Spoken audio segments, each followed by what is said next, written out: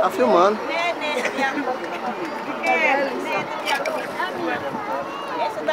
Essa é a família mais grande do Brasil. Tem que filmar, Dom. É, tá filmando já. Todo mundo sorrindo agora, né? É, sorri, você está sendo filmado. Família grande.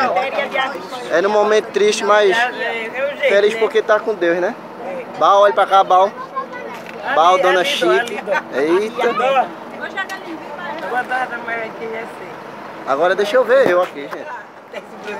Vai pra tirar. É, mas tá filmando. Filmando. Vai. Não é tirar, não, é filmar. Aqui vai. Tem muita coisa, viu? Não é dó, não. É muita coisa, é muita.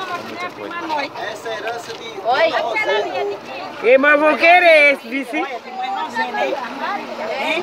menorzinha, mas eu vou querer esse bem no estudinho.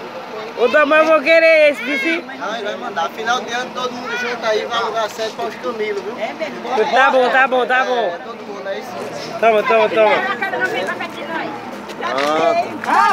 Já filmou.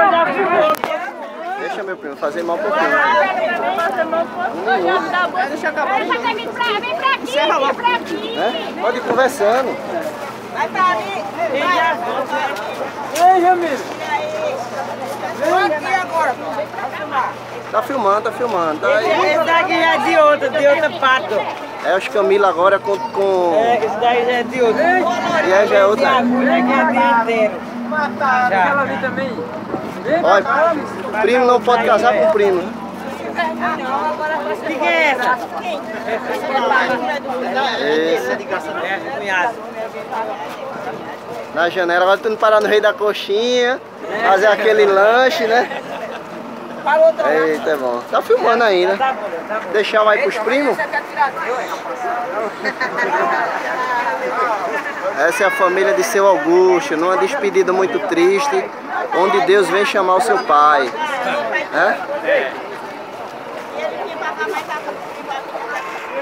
Meu primo, a tua família é grande, viu?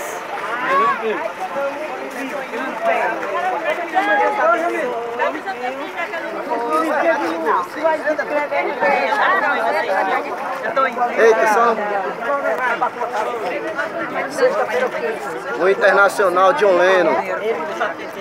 Tá, moral, John Lennon. Essa cidade sem trono não tem graça, não.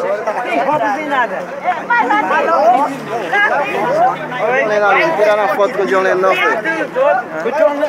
John Lennon aí, pô. É o vídeo aí.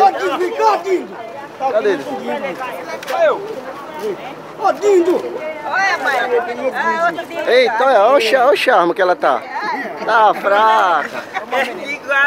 É da raça mesmo. É os Camilos.